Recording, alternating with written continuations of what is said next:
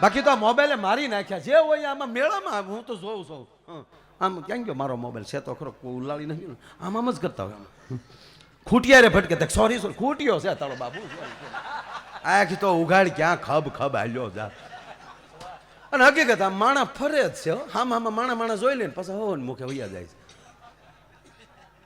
અમુક આખો દી ફરી લે રખડી લે પ્રસાદ લઈ લે પાછા ગમે ત્યાં હોઈ જાય પ્રોગ્રામ ક્યાં ભજન ક્યાં હોય આપણે ખબર છે એમ ઉતારા હારા હો નહીં ફરો પણ હા હમણાં લિમિટમાં રહી શું વાંધો ઘણા તો આમ જ આમાં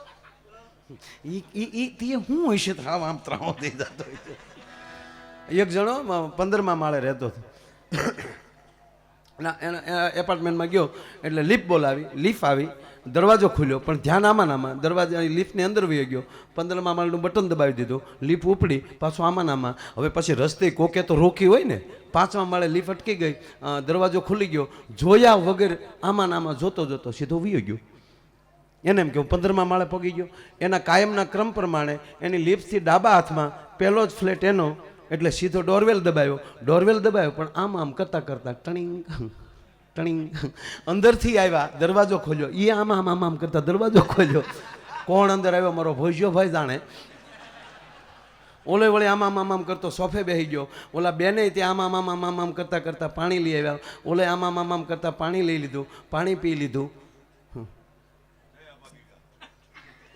જેનો ફ્લેટ હતો એ ભાઈ આવ્યા એ સીધા આમ કરતા જ આવ્યા એ આમ કરતા આવીને સોફા ઉપર બીજા ભાઈને જોઈએ તો સોરી કે નહીં વયો ગયો બોલો એને એમ કે હું કોકના ઘરે વહી આવ્યો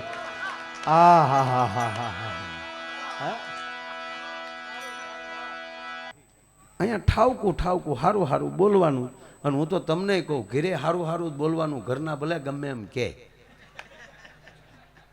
મારા આજ આપણી ઉપર ભગવાને સુખના ખટારા ઠલવી નાખ્યા લાગે મંદી ક્યાંય દેખાય છે જો મેળા મોળા નથી કોઈના પ્રસંગ મોળા નથી હા કોકને ઉશીના લીધે એને પાછા દેવા હોય તો મંદી દેખાય છે કે એકચ્યુઅલી હમણાં તો નથી જ એમ હા અમારે સ્કૂલમાં એક છોકરાને સાહેબે પૂછ્યું કે બેટા તું ગણિતમાં બહુ હોશિયાર છો લે એક તને દાખલો પૂછું કે તારા બાપા પ્રેમજીભાઈ પાસેથી 5 લાખ રૂપિયા 5 વર્ષ માટે 5% દરે લઈ આવે તો 5 વર્ષ પછી 5 લાખના 5% દરે પ્રેમજીભાઈને તારા બાપા કેટલા રૂપિયા પરત કરે ઓલો છોકરો કે મારા બાપા 1 રૂપિયો પરત ન કરે અરે કે ગણિત નથી જાણતો સાહેબ ગણિત તો જાણું છું પણ તમે મારા બાપને નથી જાણતા એને જેના લીધા એના દીધા નથી મંડળીઓના બૂસ મારવાનું એને મુહૂર્ત કર્યું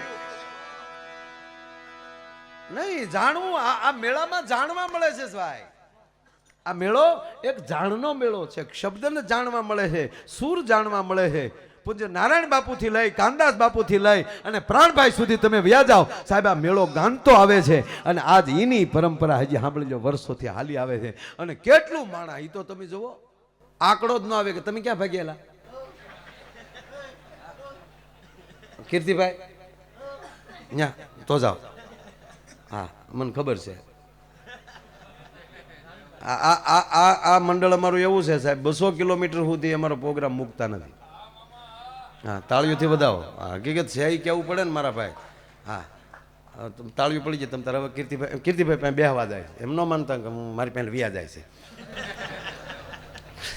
કીર્તિભાઈ ચા પીવા ગયા અને બને ત્યાં સુધી મોટરસાયકલ હાંકતા હોય તો હેલ્મેટ પહેરજો મગજ હોય તો હા માથું હોય તો જ આપણે હેલ્મેટનો બચાવવો જોઈએ ને બાકી તો ઘણા આ હેલ્મેટનો કાયદો આપણે લાગુ પડે છે પણ હાલતો નથી એનું કારણ શું છે માવા મોઢામાં નાખે પછી હેલ્મેટ ચડાવે પછી ભૂલાઈ જાય કે મારા મોઢામાં માવો છે ને માથે હેલ્મેટ છે એ થૂકવા જાય ને તો આગળ કાસ જ ભરાઈ જાય ને એ પછી ક્યાં જાય મારો રાત જાણે હમણાં તોય પછી હું કે હેલ્મેટ હતો તોય પડી ગયો એટલે પણ એ તો થૂક્યો હોય એક ભાઈ મને કે માયાભાઈ કેવી સરસ ગાડીઓ નીકળ્યું મને કે આ રેન્જ રોવર ને રોલ્સ રોય ને એકચ્યુઅલી મર્સિડીઝ ને કેવી ગાડીઓ એ કે ગાડીએ ભટકાય ને તો અંદર 20 એરબેગ ખુલી જાય આપણે જાણે ગાડલામાં પડ્યા હોય એવું થઈ જાય મેં કીધું ધ્યાનથી આગળ આપણે વખતે એરબેગો નોય ખુલે હો અને તારું ડોહ એટલું થાય એ લે આલે લે. અને મેં કીધું આ કંપનીવાળાએ એરબેગો કાઢી છે ને એ આપણી સેફટી માટે નથી કાઢી, એની સેફટી માટે કાઢી. કારણ કે મને કહે કેમ?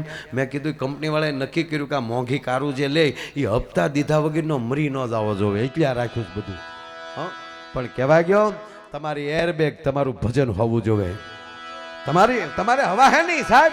હું સાચી ઠોકીને કહું કે તમારી ગાડીમાં રામાયણ અથવા ગીતા અથવા તો કોઈ પણ એમ કહેવાય ભાગવત ગીતા જે નાનું જે હોય એ તમારે ગાડીમાં ડેશબોર્ડ ઉપર કે અથવા તમારી ગાડીની ભેગું રાખજો. મારા બાપ તમારો સાઈડ કાસે ફૂટે ને તોય મને કહે પછી પાછા છૂટા છે ન આગતા કે આપણી ગાડીમાં ભાગવત છે જવા ગયો.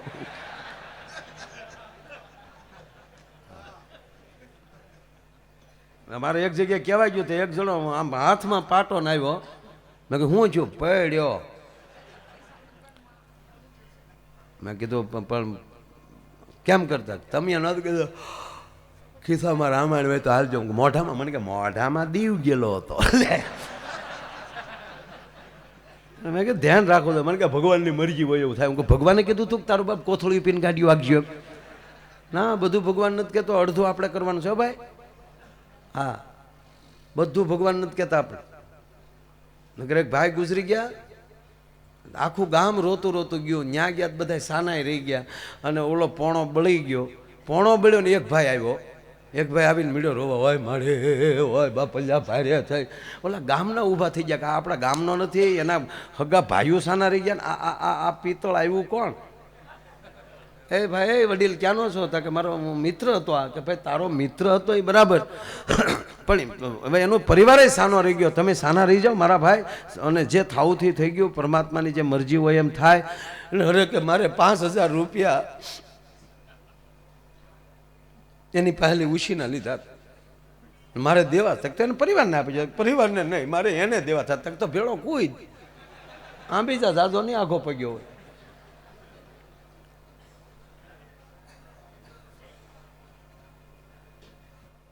તોય રોતો બેન ન થાય. એટલે ઓલા કીધું કે એક રસ્તો છે ભાઈ, આ બળે છે ને ત્યાં 5000 રૂપિયા મૂકી દે, માથે પાણો મૂકી દે, અમે તો સાક્ષી. તે ઓલે 5000 ત્યાં મૂકી દીધા. તો બીજો મળ્યો રોવા.